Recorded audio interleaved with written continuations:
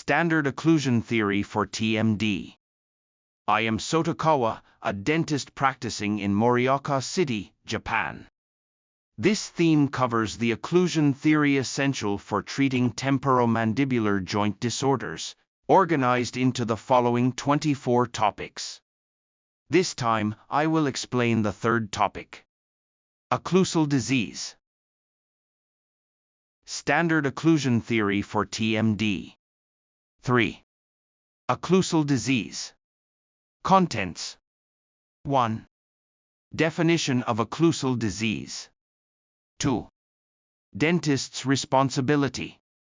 3. What is occlusal disease? 4. Examination and diagnosis of occlusal disease. 5. Negative diagnosis of occlusal disease. 6. Diseases included in occlusal disease. 1. Definition of occlusal disease. Guichet defines occlusal disease as the sum total of pathological processes promoted by malocclusion. The Japanese Society of Prosthodontics defines occlusal disease as a general term for various pathological conditions caused by abnormal jaw and oral functions resulting from occlusal disharmony, such as premature contact. Based on the above, occlusal disease is considered a syndrome caused by functional malocclusion within temporomandibular joint disorders, and occlusal disease encompasses multiple diseases originating from malocclusion. 2. Dentist's responsibility. Occlusal disease is a syndrome caused by functional malocclusion. It encompasses disorders of the organs constituting the masticatory muscles and temporomandibular joint.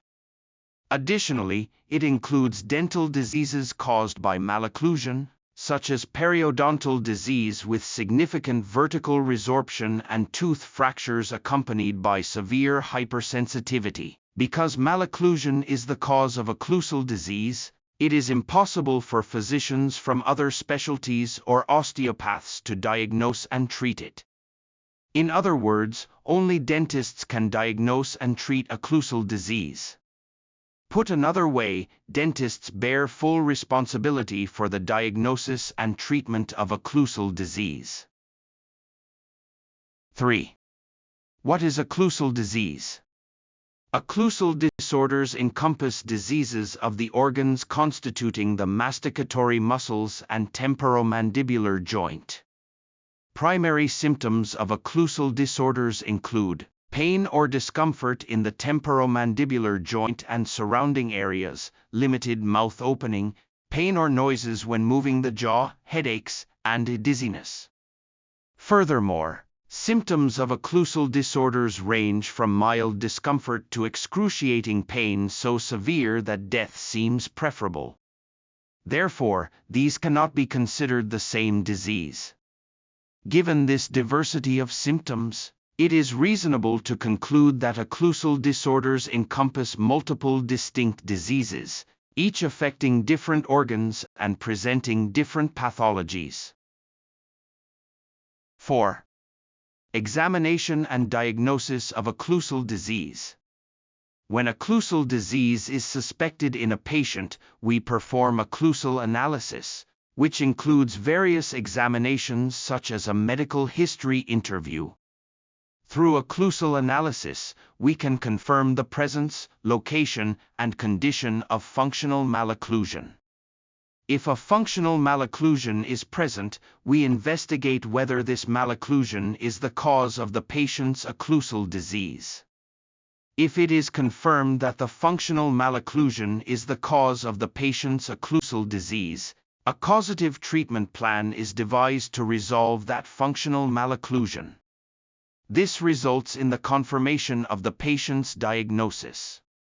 The dentist explains the diagnosis and treatment plan to the patient. Treatment for the occlusal disease begins only after obtaining the patient's consent. 5. Negative diagnosis of occlusal disease. Occlusal analysis is necessary even for patients suffering from other conditions that are easily mistaken for occlusal disorders. This is because demonstrating that the patient's occlusion is normal prevents the error of misdiagnosing an occlusal disorder and administering treatment for it.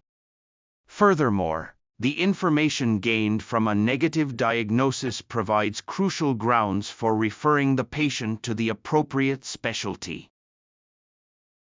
6. Diseases included in occlusal disease. In Dawson's functional occlusion, the following conditions appear as clearly defined pathologies among occlusal diseases: osteoarthritis of the TMJ, lateral pterygoid muscle disorder provisional name, and disorder of posterior disc tissue provisional name. Osteoarthritis of the TMJ is a state where the articular disc and other structures undergo degenerative changes due to repeated forceful movement of the mandible. Lateral pterygoid muscle disorder is a state of fatigue in the lateral pterygoid muscle caused by excessive horizontal movement of the mandible. The majority of occlusal disorders are considered to be this disease. Disorder of posterior disc tissue, also called anterior disc displacement, occurs when malocclusion causes the mandible to move backward. This forces the mandibular condyle to press against the posterior disc tissue supporting the disc, causing damage to that area. These conditions will be explained in detail later. Standard occlusion theory for TMD. 3.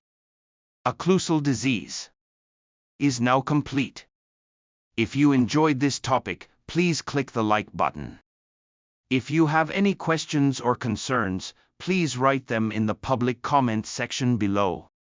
The next topic is the 4. Osteoarthritis of TMJ.